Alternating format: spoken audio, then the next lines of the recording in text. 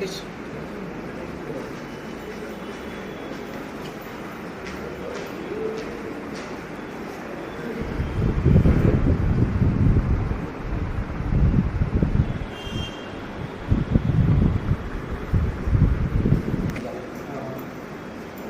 मठ मंदिर पुजारी महासंघ हमारी राजस्थानी संस्था है, उसका एक अध्यक्ष का नाम था।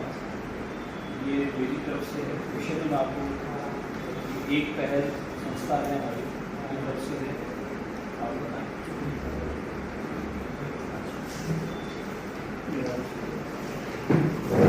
तो काफ़ी समय से लगे जब से ये सूचना की व्यवस्था है, लेकिन हमारे सीमित दायरा है, सीमित कार्य है।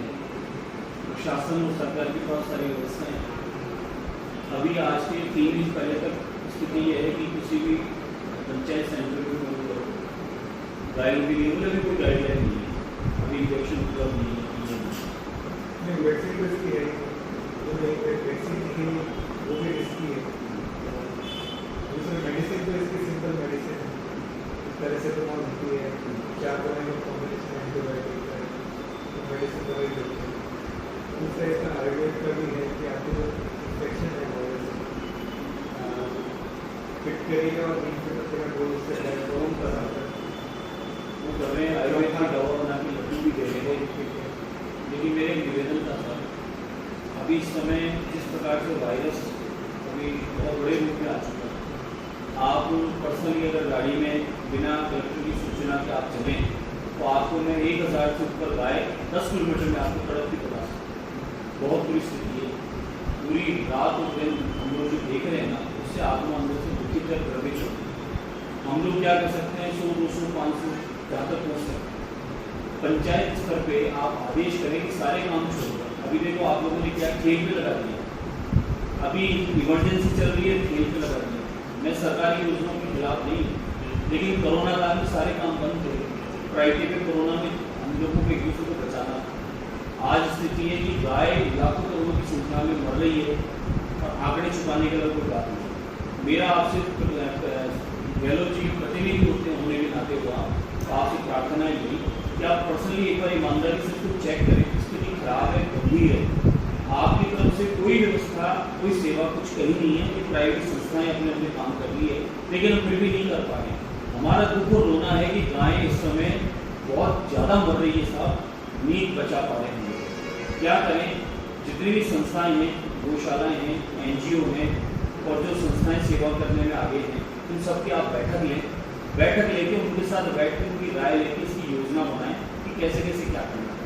प्रत्येक पंचायत स्तर पे, वार्ड स्तर पे इसके सेंट्रल टेंट लगा के औपचारिक अभी मतलब कुछ दिनों के लिए उसकी सेंटर बना के और वहाँ number, helpline, social media, TV और वहाँ पर मौके पर बैनर, इसके माध्यम से पहुँच पाए। अभी दिन में तो यही फोन आते हैं, अभी ये साइलेंट किया, मैंने जानबूझ के आपसे बैठा हूँ। महाराज कहीं का समझ लो कौन है, खुद की गाय है उसको पता नहीं क्या है। गौशाला वालों को खुद को अभी तक उनके पास आदमी नहीं पहुँचा है।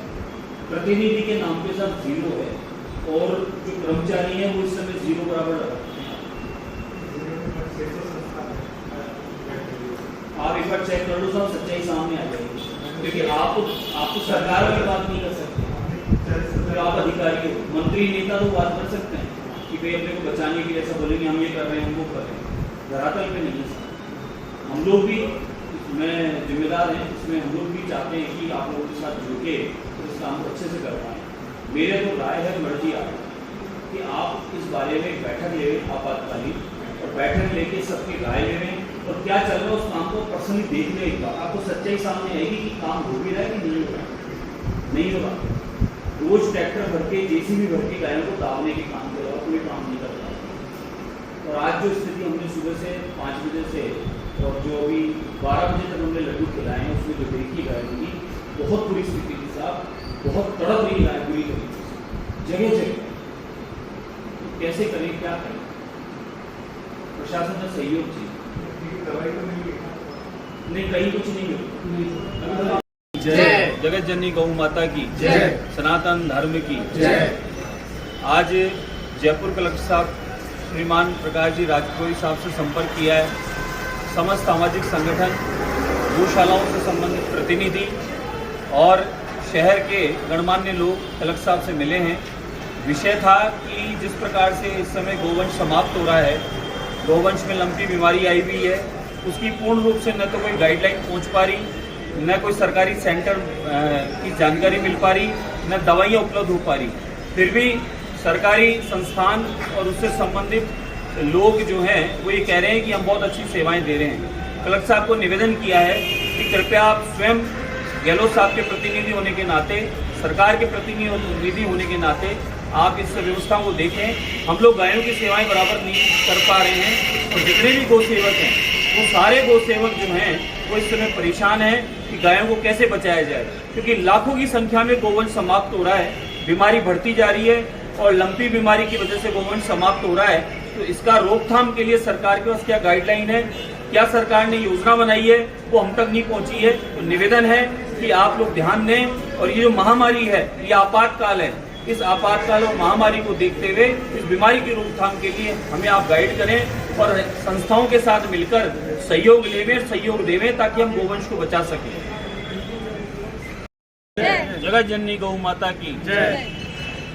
आज सभी गौ सेवक, सामाजिक संस्थाएं और गौ माता की सेवा में लगे जितने भी कार्यकर्ता हैं, उनके सभी प्रतिनिधि के रूप में आज यहाँ उपस्थित हुए हैं जयपुर कलेक्टर साहब के यहाँ। श्रीमान राज पुरोहित जी को निवेदन किया है कि सरकार के प्रतिनिधि के रूप में आप विराजमान हैं। गौ माता की इस समय स्थिति खराब है, चारों ओर महामारी फैल चुकी है और लाखों की संख्या में गोवंश तड़प तड़प के मर रहा है। पूरी बहुत ज़्यादा तकलीफ है और कहीं कोई सुविधा सेवा सरकार की हमें नज़र नहीं आ रही। सरकार की कहीं सेवा है भी तो सरकार के जो नुमाइंदे बैठे हैं वो हम तक नहीं पहुंच पा रहे, हम उन्हें ढूंढ रहे तो हमें मिल नहीं पा रहे। तो आज कलेक्टर साहब ने प्रार्थना की है, निवेदन की है कि लाखों के रूप में गोवंश मर रहा है, उनको बचाने के लिए आपकी जो जिम्मेदारी है उस जिम्मेदारी से आप अधिकारियों को आदेश देवें। गोवंश को बचाने के लिए क्या गाइडलाइन है, क्या सरकार की सुविधाएँ हैं, कहाँ पर सेंटर बनाए हैं, उनके हेल्पलाइन नंबर क्या हैं, वो अवगत कराएं। उनकी कोई जानकारी नहीं है। इस विषय पर आज हम लोग सारे गो प्रेमी गो सेवक कलेक्टर साहब से मिले हैं और ये दुख व्यक्त किया है कि लाखों की संख्या में गोवंश मर रहा है। आप इसे इमरजेंसी के रूप में, आपातकाल के रूप में देखें और आप स्वयं देखकर और आप अंदाज़ा लगा लें कि कितनी लाखों की संख्या में गोवंश समाप्त हो रहा है। तो बचाने के लिए आप हमारी मदद करें। यही निवेदन लेके आज जयपुर कलेक्टर के आए थे। बोले जगत जननी गौ माता की जय, भारत माता की जय।